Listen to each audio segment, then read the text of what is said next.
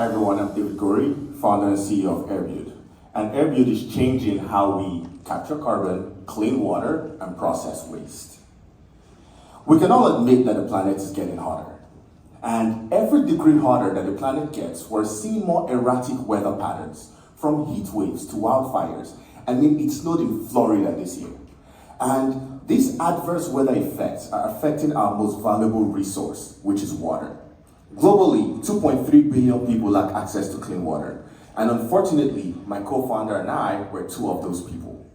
And the demand for clean water is estimated to surpass the supply in just 5 years by 40%.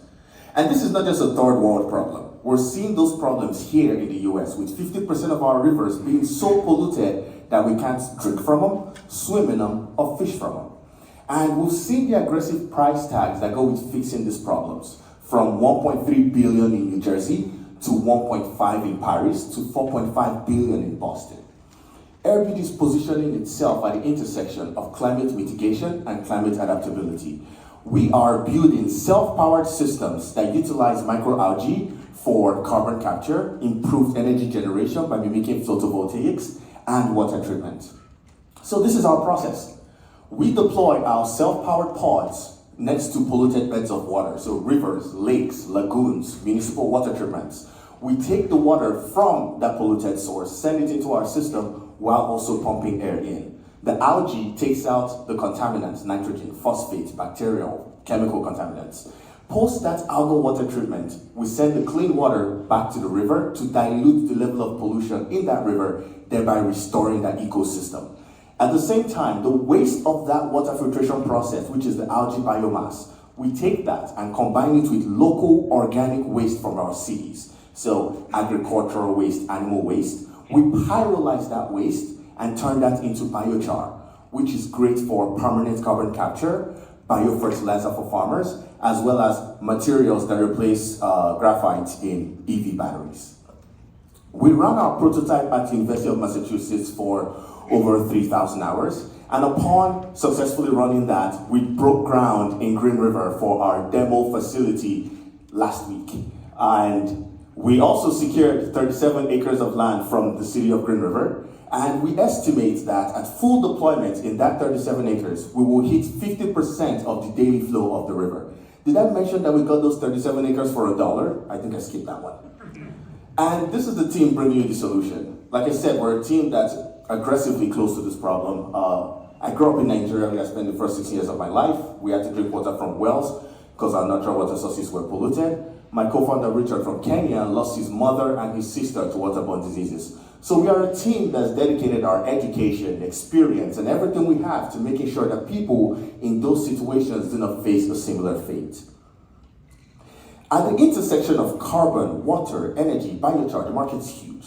And we believe that globally we can capture and obtain $40 billion worth, being that all we need for our process is literally waste. For our business model, we generate revenue through 3 streams, one being our project development, where we sell these solutions to cities, and then we sign a contract with them to operate and maintain. Next is our carbon offsets, and the third is the biochar itself. For our competitor analysis, we are the first to market with a biomechanical solution, so we utilize way less energy in our process, and we're also the only solution that can boast of treating 4 tons of water per ton of CO2 that we capture.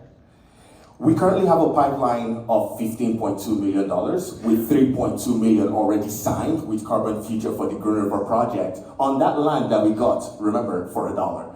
We also have an LOI signed with the city of Ridgefield in Utah for an $8.5 million deployment, waiting to pitch to City Council. We will in turn turn that into a $25 billion offtake agreement. And we also have other cities in our pipeline with similar problems.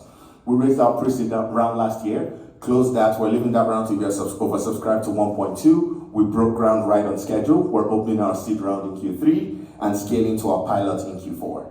Join us as we clean our air and water. Thank you.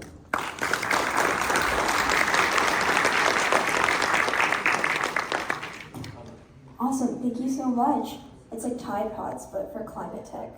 So up next, we're going to transition from the power of climate tech.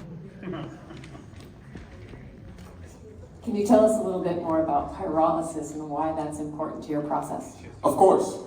So pyrolysis, for lack of a better definition, is heating something in the absence of oxygen. When you do, it crystallizes the carbon.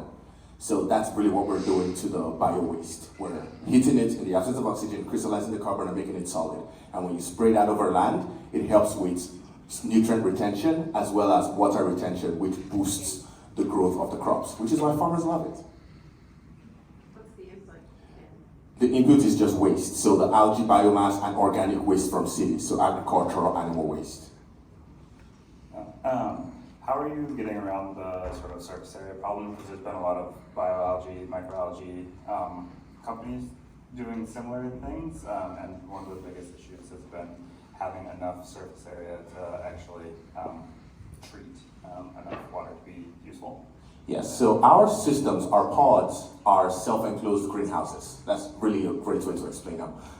So that gives us enough land surface, and right now we're building wide. Our next iteration has us building up for places that, are land constrained, like Seattle, Netherlands, Europe and Asia.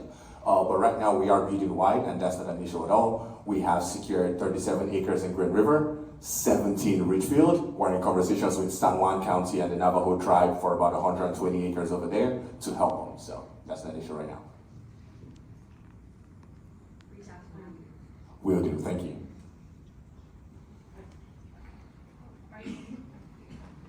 Are you outsourcing the pyrolysis units or building them yourselves? And then what's the cost associated with that?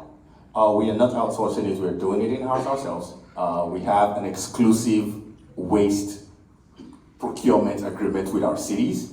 So we get all their waste, and we source our pyrolysis machines. We currently do equipment financing with CSC Leasing. They're the people we're in due diligence with right now. They get us the machine. Since we already have the contracts for the carbon offset as well as the biochar, that makes it a no-brainer for them. The return on investment is in 3 years. So you're buying those units? We are buying those units, yes. Awesome, thank you so much. Round of applause for Airbuild.